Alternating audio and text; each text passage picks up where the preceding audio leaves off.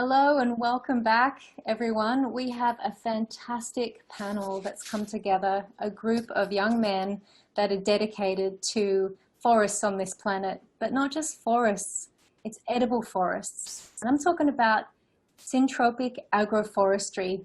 And only last year, I learned about Syntropic Agroforestry at the last Changemakers Permaculture Design course. And Rupert Faust, who's just about to come on, said, I have to show this Life in Syntropy short documentary. And what I saw from this revolutionized my capacity, my understanding as a permaculturalist to see what's possible with growing up succession of forests into living systems that we can harvest for so many yields.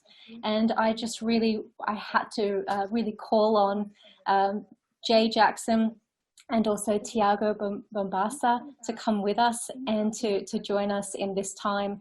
And I really want to encourage you guys to listen in, lean in deep, and learn about syntropic agroforestry. Wonderful. Thank you so much for that introduction, Annalise. First, I'm going to welcome into the space Thiago Barbosa. Thiago is a syntropic farming pioneer in Australia, Pacific Islands, Central America, and Caribbean islands, who is helping to spread the knowledge of this unique farming system and teaching farmers and backyard gardeners to apply the principles in different regions and climates around Australia and the world. Thank you so much for being here, Thiago. Thank you. Thanks for having me here, Genevieve, and thanks to Ali. Thank you so much for coming, Thiago. And next up, I'm going to be introducing Jay Jackson. Let's see. Jay Jackson is a business owner and permaculture project manager delivering edible landscapes across Queensland. Jay, thank you so much for being here as well. Thanks, ladies. Pleasure to Welcome, be here. Welcome, Jay. Wonderful. And I am also going to welcome up Rupert Faust. And Rupert is the founder of Grounded Permaculture Action Party Incorporated and Beanstalk Records. Rupert, thank you for your presence today. Thanks for having me. Thanks so much, Rupert. Wonderful. So we are so excited to hear about this topic, and I know that there's a range of experience involved too, which I think is going to be really interesting for the audience to hear about what this work looks like when it's been done along a very long course, and some of the things that come up around beginning to proliferate this way of being into new areas of the world. So thank you for all being here. It's going to be a very dynamic conversation, and we'll let you take it away. And I just want to share that Thiago had spent quite a bit of time working with systems, working with people in Brazil with 30, 40-year projects. And Jay and Rupert have been more in the earlier stages, more in the 1 year, 2 years. So we can really look to them and ask questions as to how they can really develop the systems up in those earlier stages, what people can do in those early stages to then create what Thiago is sharing with us, which are radical changes in 30 years, 40 years, and how we can really have that kind of planetary change with forest systems that we really need to repair our planet in this time. Thank you, all of you, so much. Thank you.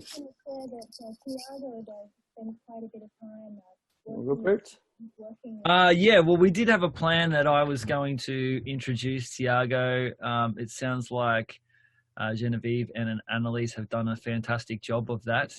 I will give a little spiel that, you know, the way Thiago and I met was like the start of 2016, just as I was starting to dream up the grounded concept, and we sort of synchronistically, serendipitously ran into each other in Byron Bay, and I started talking about this idea of running permaculture action parties and, you know, using the power of music and culture to get people with their hands in the dirt.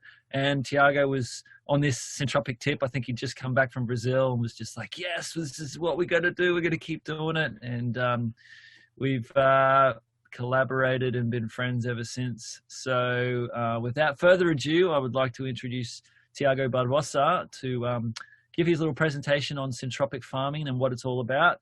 And then after that, we're going to jump into a little panel discussion, dialogue, question answer format. So Thiago, over to you. Thank you, Rupert. Thanks for having us here. Nice, and glad to be with such legends. You guys are amazing, and thanks for having me here. So let's start with syntropic farming, syntropic agriculture, or syntropic agroforestry, or successional agroforestry. People name it a little bit differently, but the core principles are the same, you know. Basically, it's right in the middle of this galaxy there. We have this beautiful planet called Earth. That's where we live. And we need to understand that we are part of this highly intelligent living organism, this natural force that guides all life forms.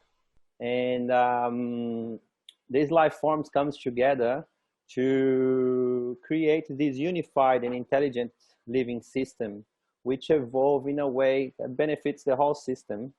Basically, we are all part of this living intelligent system. We are not the intelligent ones. We think that we are the intelligent ones, but we are just part of it. And in this system, nature has some laws and principles that these natural laws can't be broken. What happens if we break a law in our society? We might get a fine, we might get arrested, we might even, in some countries, we might even get killed, you know, if we break some laws and principles.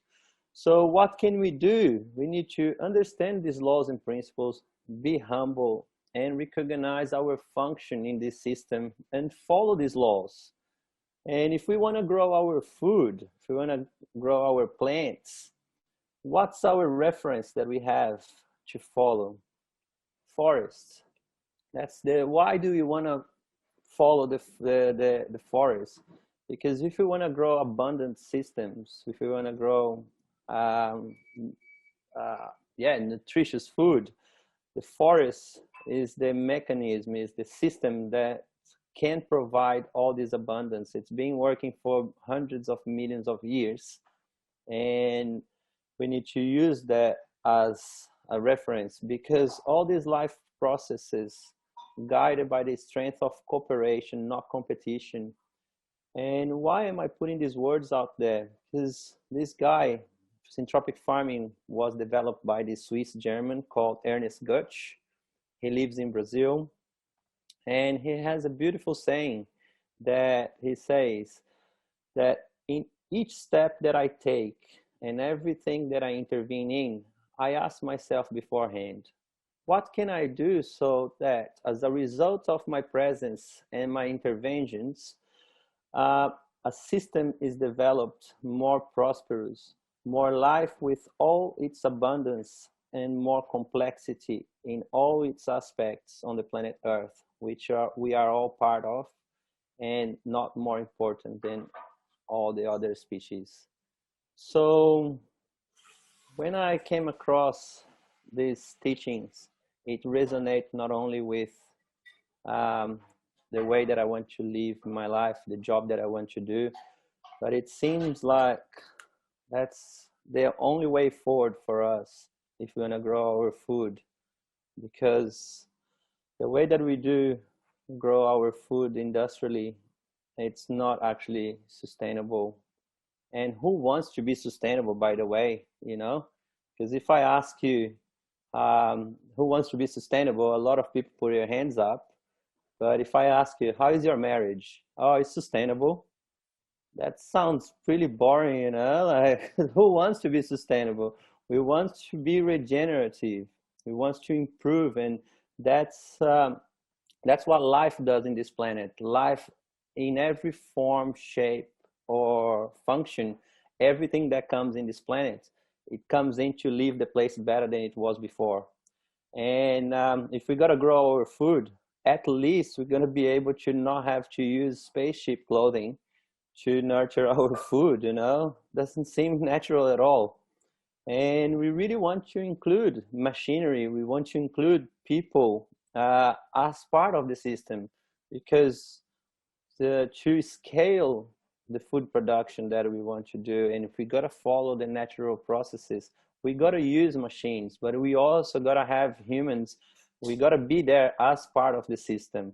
because this way that we do nowadays, we're growing, this is a corn plantation, and it's maximizing the space. You got 100% of occupation there. But what happens in 3-4 months after you harvest? We end up with bare soil. And what happens if it rains there? All the topsoil will be washed off. All the nutrients will be washed off.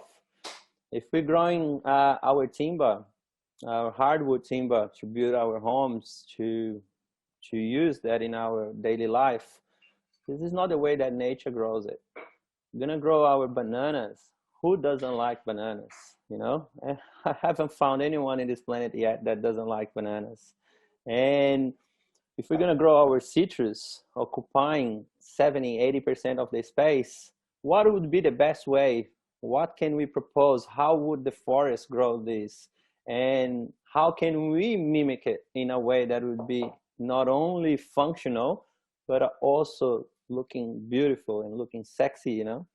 That's how we do it. We put our food production, we put our hardwood crops, we put our fruits, all growing together. And even if you want to put your animals to go through this space here, animals, they are, most of the domesticated animals that we have nowadays, they came from the forest. Why? How do you know that they came from the forest? Because that's the only place where there is food for them to eat.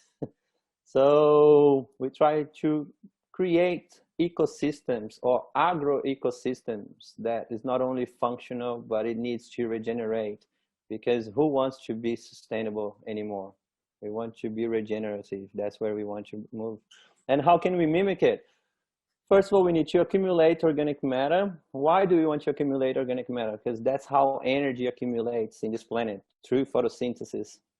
How do we accumulate, and how can we maximize it? We need to plant it very dense. But when you plant very dense, don't the plants compete to each other? No, we need to understand that there is a succession in place. Some plants comes first and create space for the next one. And when they die, they create a whole environment for the next group of plants. That's what happens in nature, plant self-substitution. And when it's happening, life always increases. Quantity and quality of consolidated life is always improving. And okay, let's be more specific, Thiago. How can we make it happen?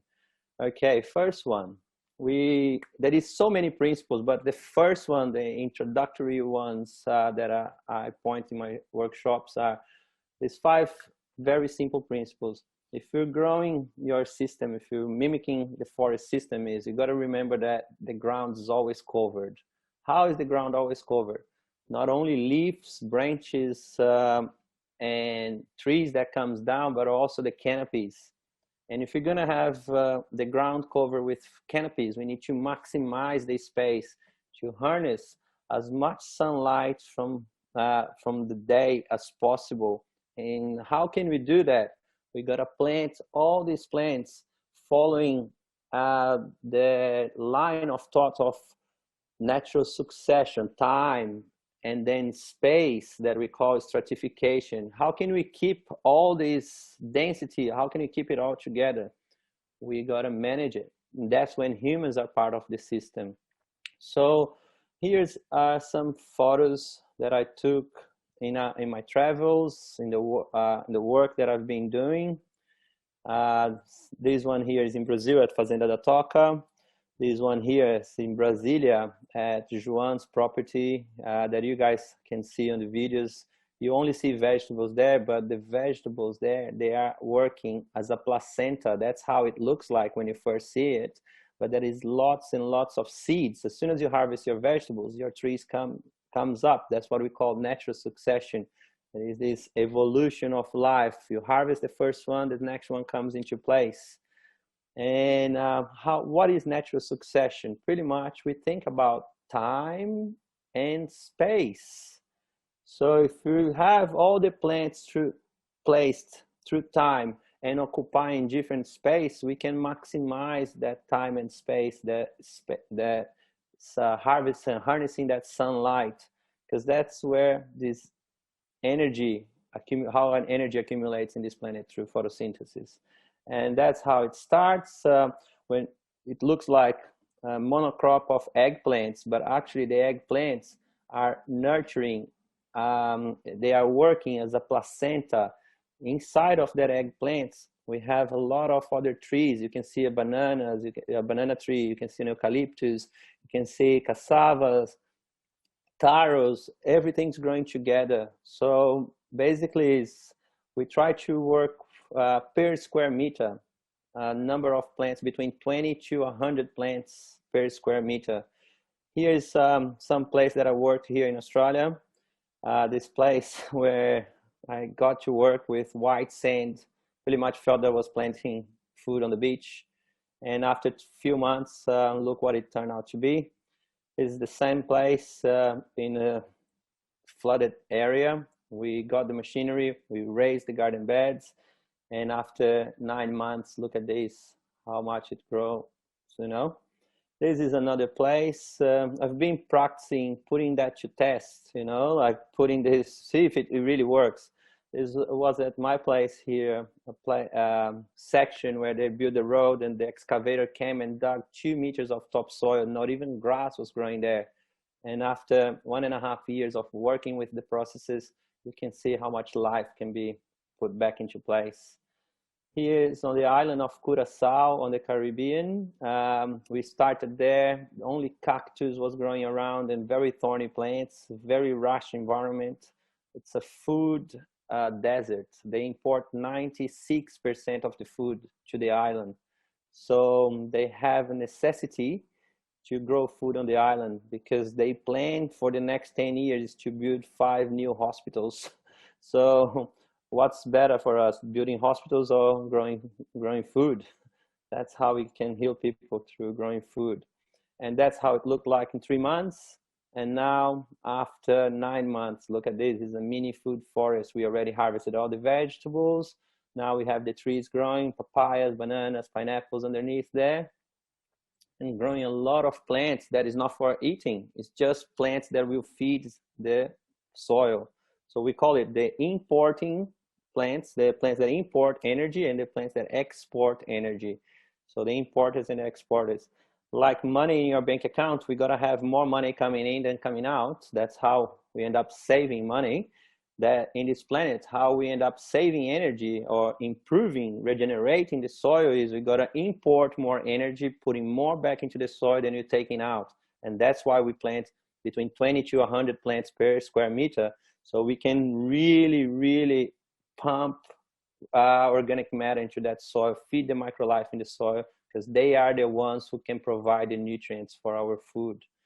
And here's the place that I've been working for 2 years. When we first started, one line at a time, and now 2 years later, that's what it looks like. That's a system that we developed for vegetables only. We have a lot of bananas and eucalyptus to provide energy. We don't even harvest the bananas there. Most of the bananas goes back into the ground to bring energy and to create water, to hold water for the next plants. And this is a picture from a friend of ours in Brazil, 40 hectares on coffee and all the other fruit trees that you can imagine. And that was the shortest presentation that I ever did in my whole life, explaining everything. Thank you for your time. And we could never get to explain the whole lot in a couple of minutes, but I hope that you guys could grasp some of it. And I'll pass it on to you, Jay. Thanks for being here, bro. You need to unmute yourself, yeah. Thanks, Thiago. Yeah, I think that's probably one of the briefest expressions of syntropics, and yeah, I'm always amazed at everything that I discover about, you know, syntropic farming or syntropic principles over the last few years that I've came involved with it. So yeah, thanks so much, and thanks for being such a pioneer here in Australia. You referenced Ernest Gotch, one of the pioneer, as we call in syntropic farming or syntropic agroforestry. And one thing I'd like to say is I really love the meaning of the word syntropy, you know, which is becoming more complex. So it's creating a system that increases in complexity. And having studied, researched, and now working in permaculture for the last 10 years and running a commercial landscaping and edible landscape design business, it's been very much in my mind about creating whole systems, often helping people become more self-sustainable, right? And this is the buzzword, but self-sufficiency, I think being sufficient, being able to get what we need from our property is a little bit more reliable, because we can't be self-sufficient necessarily on our land for salt, or certain things, maybe like the products that we enjoy from the supermarket and sometimes take for granted. But what I see in Syntropy is that it's specific in its nature of producing food in a really abundant way. And often I get asked, you know, as other people in Syntropics about, you know, permaculture and Syntropy or regenerative agriculture, or what about holistic management and how does it all fit? I think there was one of your slides there that was so potent, Thiago, that spoke to collaboration and not competition. Understanding that we all, whether representing or waving a banner for a particular type of practice, we all need to work together at this time. And Syntropy being such a productive, natural way of producing food fits into permaculture so perfectly. And permaculture, you know, might have chickens, or it might incorporate grey water, or it might have other systems in place and the location of elements on a property. And Syntropics is so potent and achieves what it does so well because of the principles and the system and the natural succession that you talk about. So I really enjoy that, and I really love it, and I'm really inspired. So everyone, it's a pleasure to be here, and I'm honoured to be here with two men that I look up to, and often work alongside in regenerative farming or practices in that sense. And more recently, I've came into Syntropics and done the introduction to Syntropy, introduction to syntropic farming. And so I'm like the excited little student, and I'm about to begin my first syntropic project.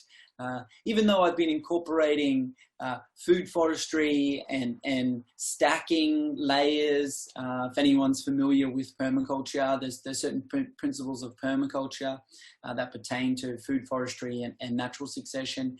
And what I'm seeing now is that Syntropy is vital, and it's highly important at this time for us to look at our larger scale food production systems and how that can all blend and work together, whether it's under this label or this label or this label or this label. At the end of the day, we're wanting to take carbon out of the atmosphere, improve our soils, improve the quality of our food and food production, reducing the impacts of pesticides and chemicals upon the planet, and increasing our enjoyment and our livelihood by being part of that. So it all fits together really well. And I'd love to show you just a couple of quick photos, because Thiago's talked about Syntropy as the broad sort of topic there. And what I would like to show is my experience, or what you may be likely to experience if you were to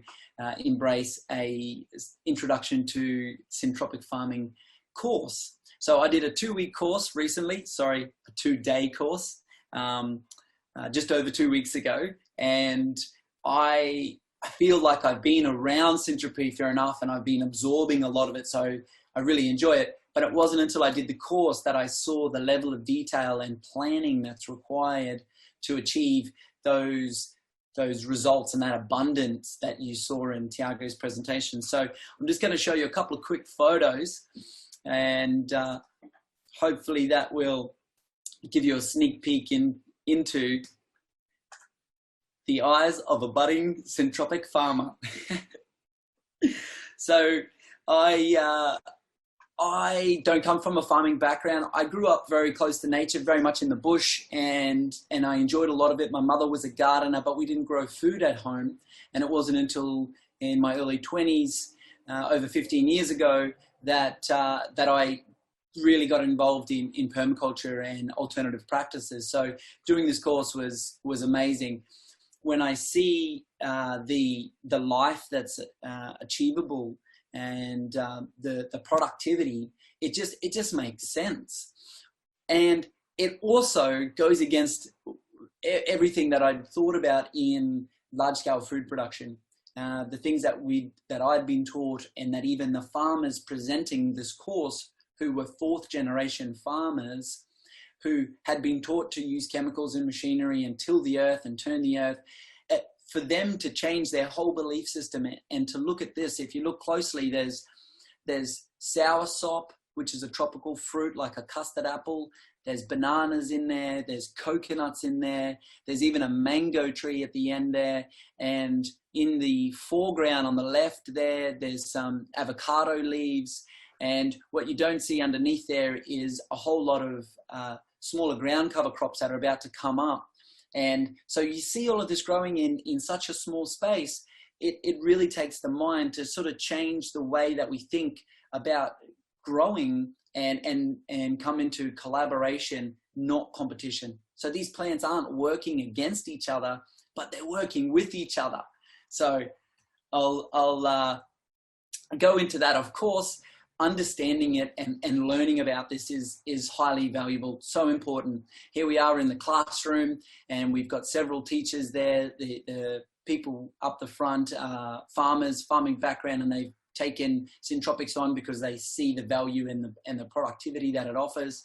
And there's a lot of details, and there can be a lot to learn. The great thing and the most beautifully humble essence of the course is that no one claims to be an expert. We're always learning, and we're always listening to nature, and what applies in one space might be different to another. What works well for one individual would be different for another, because each individual plays a function in the system, right?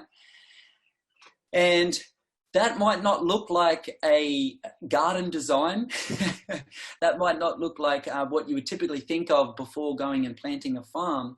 Although what it shows there is the amount of species: rocket, radish, pak choi, corn, lettuce, asparagus, banana, eucalyptus, capsicum, and eggplant, and papaya, all in one garden bed. And what I really love about Syntropy is they call them a nest, because a garden bed is where you would sleep, but a nest is where you grow. So I love this, right? And so here we are. We're out in the farm. In the background, you see other rows of the farm there, and the farmers there is telling us about the process of building up the nest. Now, utilizing nutrients and maybe some natural additives to the soil is quite applicable. This natural way of farming does utilize soft rock or lime, as you can see there, calcium carbonate. Some of our soils are depleted. This particular site used to be a commercial farm, so they had depleted a lot of the nutrients from the soil. So naturally, we want to ensure that our garden and our crop, like all farms, has the best start to it. So we've applied some additives there. As you can see, the bed is being shaped from where I've taken the photo towards the gentleman with his hand out. We're forming the nest there, working along together, and there we have the what we would call the bed, but the nest is then formed, which is a slight mound. Where I am is we're in the tropics, so we do get a large amount of rain in the next few months in our wet season. So by having a little bit elevated, we can reduce the likelihood potentially of any of these areas getting waterlogged. So that's why we do it here. It would be different in other systems, of course. We've then utilized some of the biomass or the biological matter that has come from the overflow from other areas of the farm. Thiago talked about the inputs making the deposits into the bank, and here we are, we're starting a new bank, right? And so we've got the abundance from other accounts, other parts of the farm where we can withdraw from and add to this. So not only are we adding the bananas there to keep the soil covered, first principle, no bare soil, keep the ground covered. That's going to reduce weeds. And also, if you know bananas, they're full of moisture. So as that banana is cut open and sat on the soil, it's feeding moisture into the soil there, which is going to help the plants. And there's me there doing my best to not get too heavy on the tools there, guys. It's very much in my character to get stuck into it. But I did my best to stay back and take some photos and allow other people that aren't used to gardening or farming get in there. You can see a gentleman there with the bucket, and he's adding compost. So that's compost that's been made. Again, a lot of soil bacteria, a lot of life in the compost is being added to that nest. You've seen us just turn that soil up, which the sun and the harsh rays of the sun might have killed some of the bacteria that lives in the soil. We're returning that back to the soil now to give this a great start. And I couldn't help myself. I had to do something. So I did a light task of adding some ground cover, adding some mulch there to the edge. And then we've laid out the plants. You see there's many plants in a small area. And it really does change the way that we need to think about the plants and the way that they interact. If you take a sneak peek in the background there, you can see the rows in behind. You can see how tall those trees are at the back. Now those trees that we're using in this system, eucalyptus trees. Now, in some parts of Australia, they could be a pest, and they're also sometimes frowned upon in certain systems because they create a whole blanket of their leaves on the ground, which has particular oil. You probably know eucalyptus oil, and that it may prevent other things from growing. But get this, when they're put into this system, in a syntropic system, they actually become part of the system. So they're not trying to prevent everything else from growing. They're doing what they do naturally best, which is growing to the top and creating a canopy. So by having some canopy, they're offering shade to those younger species. Any gardener knows that a lot of species want shade when they're young, right? And you can see there, if you can read that, excellent timber tree, and it has been used as carbon sequestration as it is fast growing. So as the tree grows up really fast, it pushes its taproot into the ground and it's drawing moisture up from the ground into its leaves. And then in syntropic, those leaves gets pruned and they become part of then the overflow. So our system's starting to produce, and that lands back onto the bed, onto the nest. And here we are, a humble, tiny little baby banana. I've never thought that I would plant bananas like this, but we take a whole banana tree, cut the top down, and underneath the ground is the bulb, it's the rhizome of the tree, and that can be cut up into these tiny little pieces, and that gets put in the ground, and then it gets planted on top of. Wow, it's such a mind bend.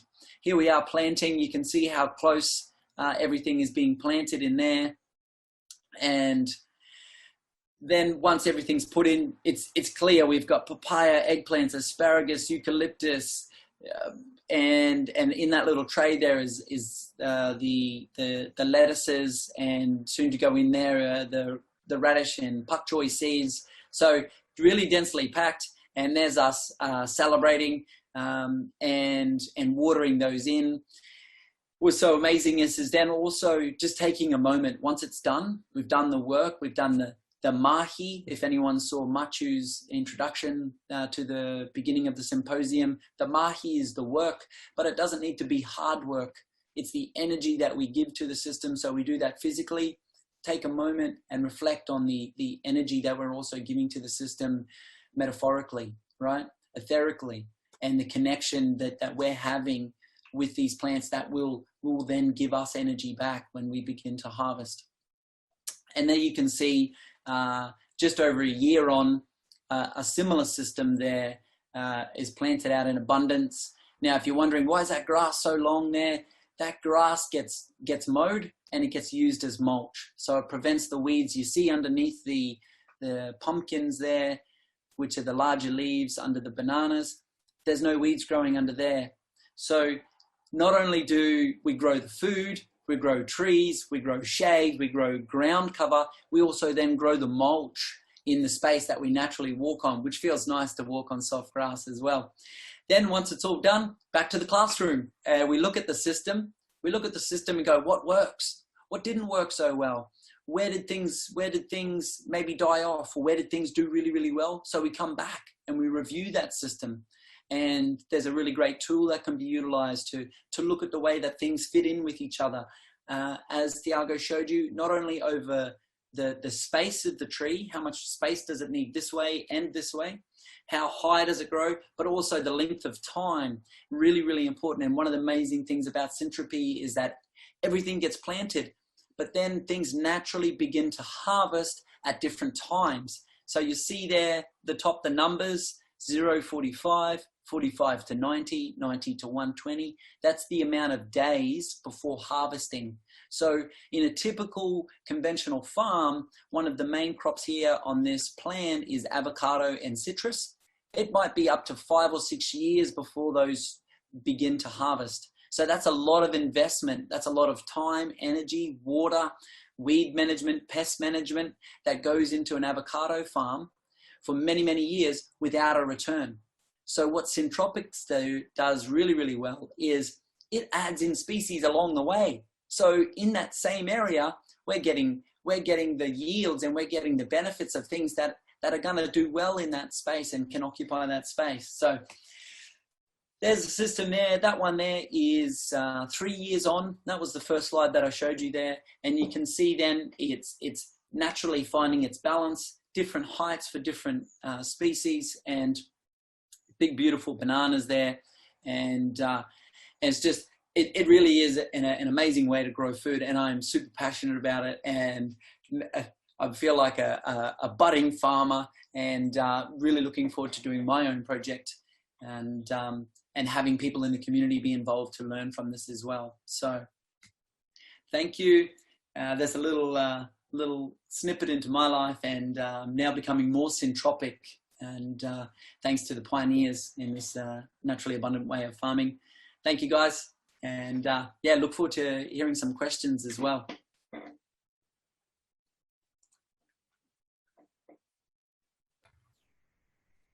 Awesome. Thanks, Jay. Great presentation. And thank you, Thiago. I've just kind of been jotting a few notes. I don't actually have any slides, but there's a few concepts that I'd like to expand on and perhaps even challenge a little bit that the boys have presented. And this is the beauty of what we're doing. We're all learning and throwing ideas around. One thing that my story is, I kind of mentioned before at the start, I came across Syntropics as I was kind of diving deep into permaculture when I met Thiago in 2016. And, you know, I was just like, oh yeah, this is awesome. But it wasn't until I did a short course with Thiago that I sort of dived into the detail and started really incorporating that stuff into my planning of garden nests or beds and growing food. One thing that, and I've been practicing it for a few years now, and seen some amazing results with some of the systems, the way they come up, and when the planning and everything's set up right, it's just so much less maintenance and things grow so much better. One thing that I really liked about what Thiago mentioned is in his thing is including machines in the work, and I think there's a bit of a, I guess it's a rebellious limiting belief in many permaculture circles, is that we've got to get away from machines. Machines is associated with industrialization associated with the complete destruction and collapse of ecosystems. But it's not necessarily the machines that are doing the bad things. Machines are powerful machines that can do really good work. It's just when they're used in the wrong way that they can do damage. And it's emerging with what the work that Ernst is doing in Brazil. Syntropic agriculture done on an industrial scale, and using machines to do the big work of the pruning and the mulching and doing it on broad scale kind of agriculture, which is really quite impressive. And I really encourage people to start dreaming that future up, because this is how we bring our reality in. We dream it up first, then we share, we talk about it, and we act it out. And it's really cool to see that stuff happening. Another key point that I saw Thiago mention was the idea, and the whole point is that we want to improve the quality and the quantity of life. And so improving the quality of life, all right, we can easily relate to that as humans, because we're on this journey. We're improving our quality of life, and improving the quantity is like, it's about the diversity and the biodiversity, and having more things in the system to support each other. There's a classic little phrase that always comes up for me. It's not the amount of brain cells in your brain that make you smart, right? We all have the same amount of brain cells. It's the amount of connections between those brain cells and how they all interrelate that increases the intelligence of that. And so that's what we're trying to do when we're planting syntropic systems. We're not just going for numbers, we're going for the quantity of interactions between all of the plants and things that support each other. And one other key thing that I really want to cover, and I'll see if I can do a screen share and just kind of bring up a little photo. I haven't downloaded, it's just one I've downloaded, which I might just quickly, if I can do this, share screen. Is that coming up? This one. Oh yeah, is that working? Can you guys see that? Yeah. Oh, hang on, just going back. 1 sec, there we go. And so I did environmental engineering at university, and thermodynamics is one of the course units that we had to do. And in thermodynamics, we learnt about the laws of thermodynamics. And the first law of thermodynamics is energy cannot be created or destroyed, right? So it's the conservation of energy. The second law of thermodynamics is that energy can change forms, and we introduced this concept of entropy, and that's basically the scattering of energy and the dissolving of energy into disorder. So you can see here in this little Rubik's Cube example, we've got high disorder is high entropy. And so this is basically the things breaking down into their small and individual components. And the opposite of entropy, right? So we're learning this in chemical process engineering and stuff. The opposite of entropy was called, this is what we're taught, is neg entropy. And we were never taught really much about it. We were just taught about how to break things down into components and understand the disorder. And when you're trying to do things, it's always going to a scattering of energy, and that this is the normal state of the universe. But on the flip side, what is neg entropy? What is neg entropy? It's like low entropy, it's low disorder, it's this forming of order. And maybe there was another little example here. I'm sorry, it's not as big as possible. You can see an example in a bedroom or an office. And I'll just turn the share screen off like that. We're back.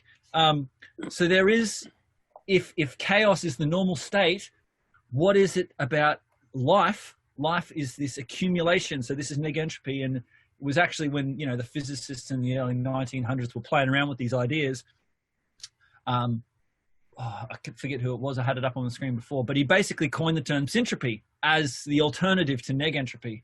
And syntropy is this accumulation of these smaller randomized components and pulling it together to work into a whole system or a whole complex system. And so we are a syntropic system. We are all these random cells that have come together and with this life force driving that hold us together. And what keeps us alive is the accumulation and the assimilation of nutrients and the right inputs. Trees are the same. Entire ecosystems operate in the same way. There's this life force pulling everything together against the force of entropy that's trying to pull it apart. So they're always working together all the time.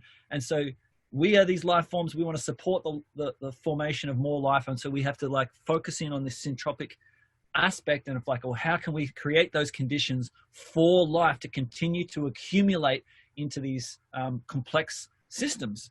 And we want to avoid the decay, and we want to work with the accumulation, the assimilation, and all the principles like Thiago spoke about. So I guess I'm kind of going into a bit more of that kind of metaphorical, philosophical concepts behind it all.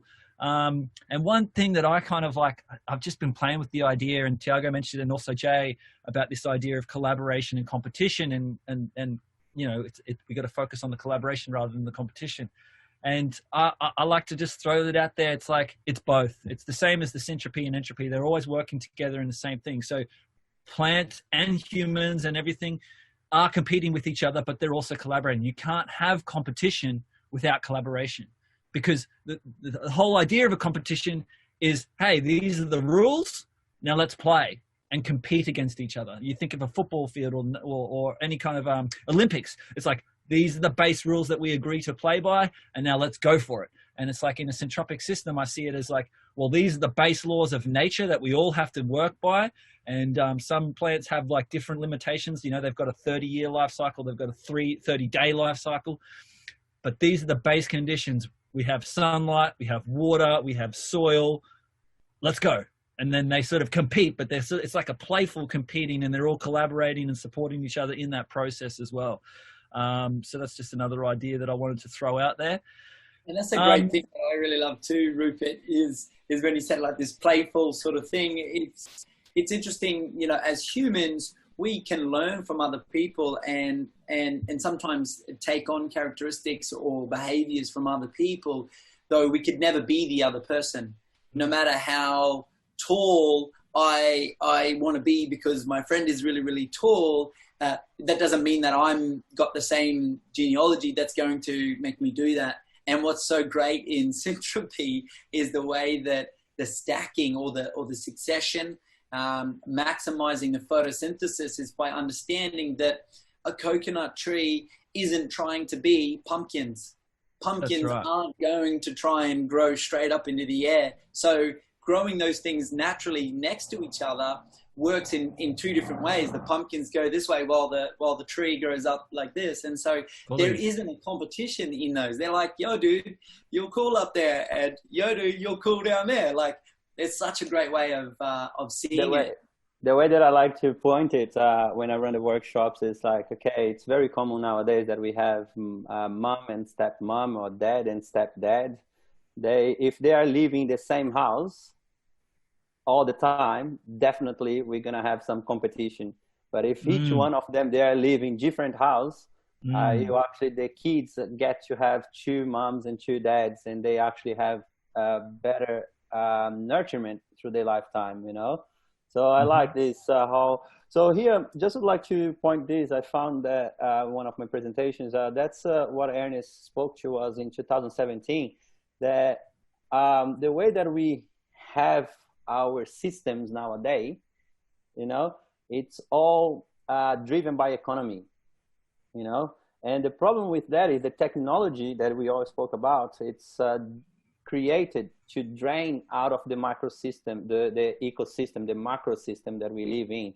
And then when we add social, and if it's to be driven by economy, the problem is it's not the economy, it's not the technology, it's not the social. The thing is that it's a lot of pressure in this finite planet that we live in, that everything's sucking out of the system.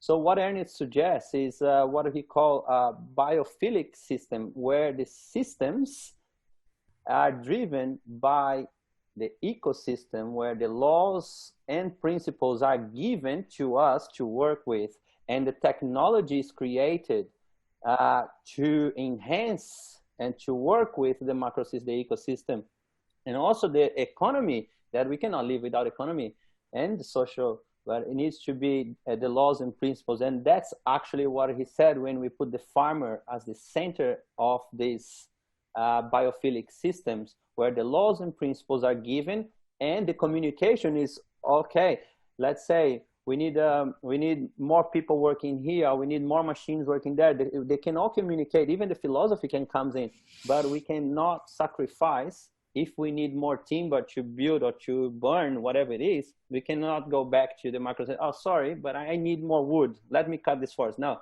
the laws and principles are given by the macro system, and we should work following that laws and principles. And that's what I'd like to I think that's a great point there, and we're sort of going into that sort of broader scale style thinking. Thiago, and another point that I've been playing with is like, you know, you mentioned that we're limited by this finite planet. And I think it's also, it comes back to a particular style of worldview.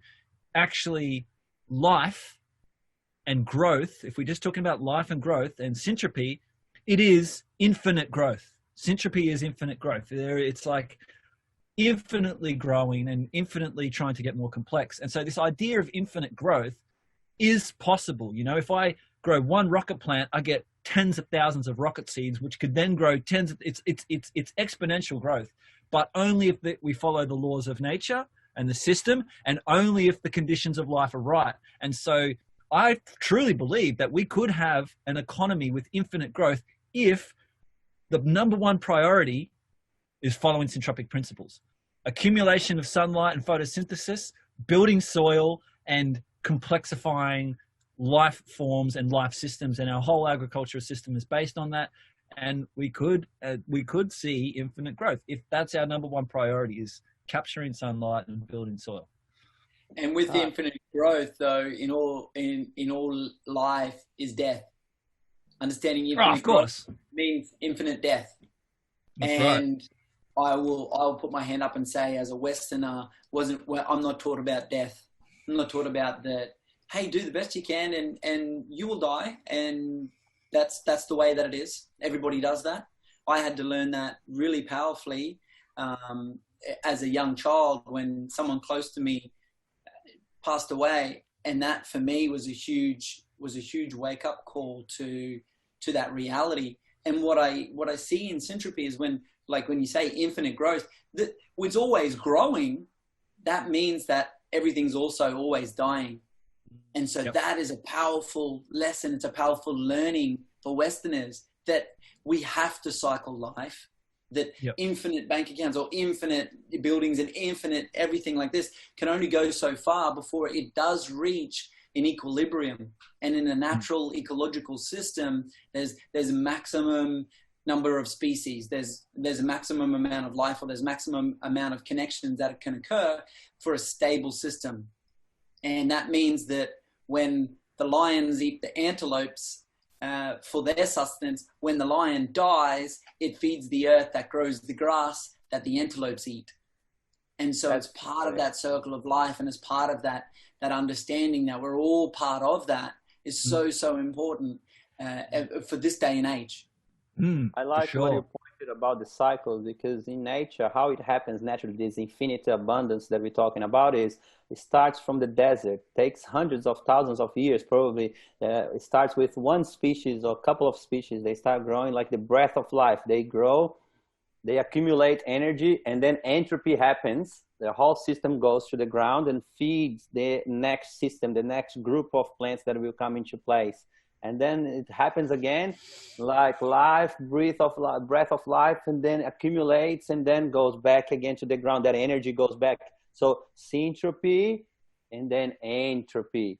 And then that chaos brings all that energy back on the ground. But these cycles in some place takes hundreds of thousands of years and doesn't happen like all across the board. Like the forest doesn't come down as the whole. It happens as a mosaic.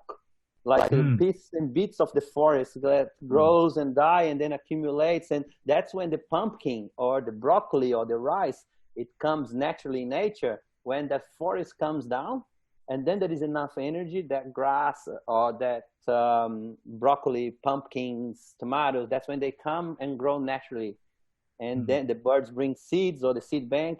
But how can we do that in a way, okay? I want to show here what we did. It's a picture that I took from Fernando's presentation. So there was a forest here before. We came in, we put everything on the ground, as you can see, all the mulch on the ground, but we planted very, very dense. And then as you can see there, we call these agaves, little agaves, and pineapples planted very close to each other, and lots of seeds. Look at that, a couple of months later. The whole place doesn't even look the same anymore. You know, so what I'm trying to point here is there is this cycle, there is these laws and principles, it's happening, and it's cycling water, sequestering carbon, and it's like cycling nutrients. What we can do? We don't want to stop the whole system and segregate everything. We want to jump in this system and say, hey guys, how can we work with this engine that's working? And then we manage it in a way that we are part of the system. That's when we are part of the system. So it grows. That's what nature does. That's the best form of growing, not only food, but growing life that we have in this planet. And all we need to do is understand it and play with it. And I love what you guys pointed there, all the points that you guys brought for everyone to think about the philosophy. It's a whole thing about competition and cooperation. And I'd like to ask you, Rupert, what was might be getting time to wrap up the whole thing. What's the message that we could leave to people on this for people to not a few seconds. I think what with the angle that we kind of got to there, with understanding there's like syntropy and entropy and life and death always working in balance and harmony. I think with the way our sort of reductionist, mechanized worldview that's kind of really emerged since the Industrial Revolution, Scientific Revolution, and Age of Enlightenment, it's like we've gone to the brink of death and entropy. Like we're at that edge right now. We're going, hey, this whole thing could just fall apart if we keep going with, like, we're on that edge, but we haven't even gone close to exploring the edge of what Jay was talking about, where the maximum sort of potential is. Like we can't even imagine what that is. We think of the Amazon rainforest and we look at that and that's like chaos, but actually we could create a rainforest that's productive and ordered, and we understand every plant and every interaction, or at least close to every plant and every interaction. And I think that's like the take home message. It's like, okay, we're right on the edge of like destruction, the chaos, whatever else. And actually that's perhaps the normal state of the universe.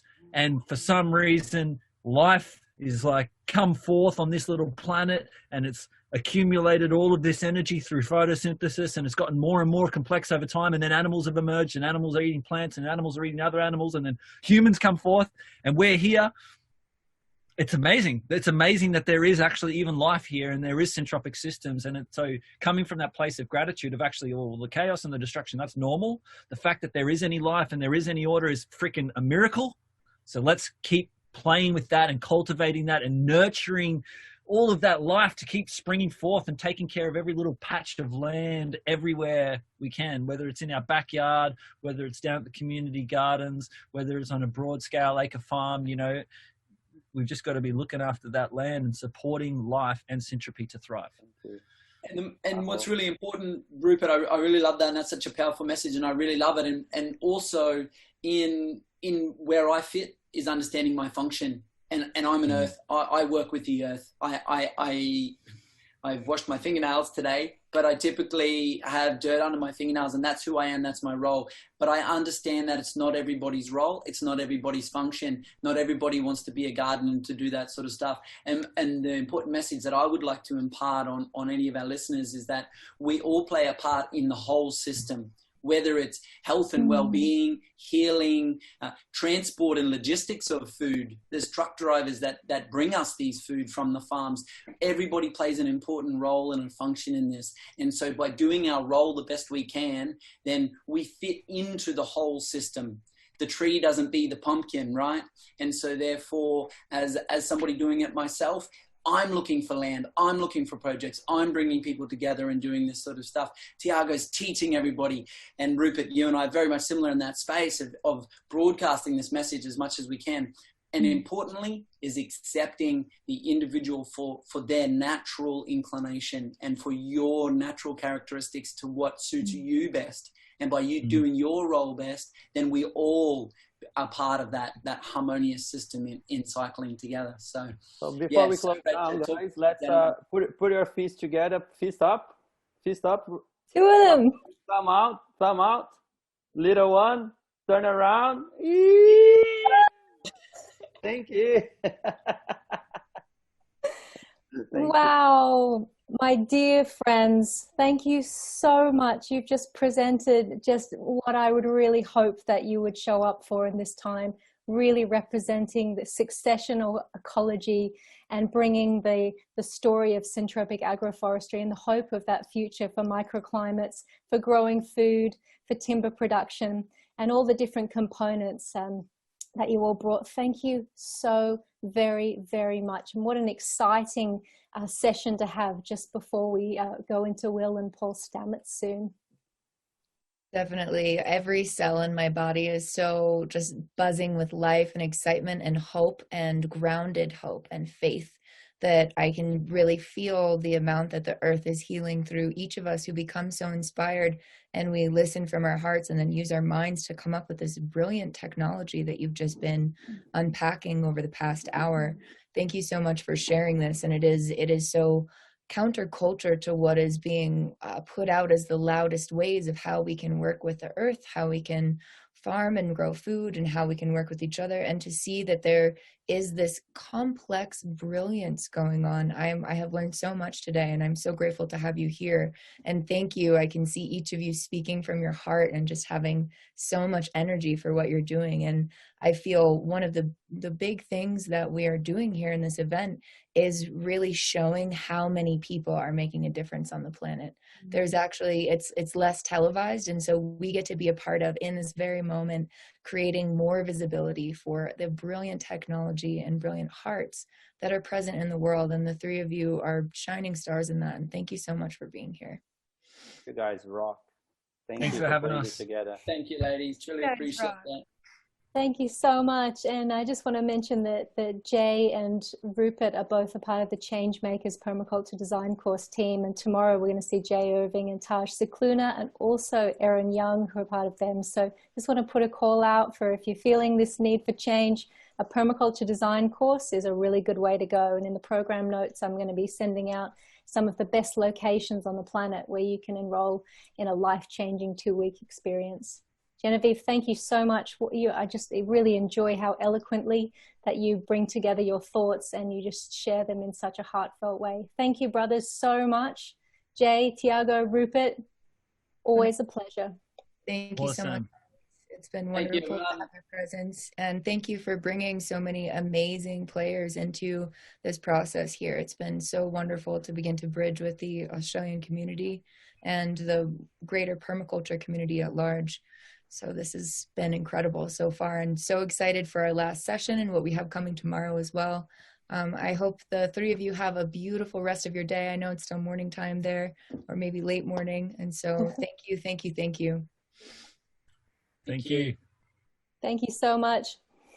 And when Genevieve and I were starting to put the program of this together, I said, may we please have Paul Stamets? And it turns out that Dennis and Paul are such great friends. So from this wonderful co-evolution, we have the symbiosis of these conversations coming up. Very excited for this next one, Genevieve. Definitely. And we actually have an interlude before that as well. So I will let you all sign off. Thank you so much for being here, and we will be in touch. Thank you. Thank you so much. Whew, I'm literally buzzing with excitement at the amount of grounded action items that there are to begin reweaving this symbiosis. It's brilliant and beautiful. I'm thrilled right now. Each of you can get in touch with these incredible educators that just spoke with us. You can find more of Thiago's work at syntropicfarmsco.com.au and also at krishnavillage-retreat.com, and you can find his syntropic courses there. You can find more of Jay's work at organicmotion.au, and Organics Motion social enterprise is earthcarecollective.org. Be sure to check that out as well. And you can find more of Rupert's work at groundedpermaculture.org.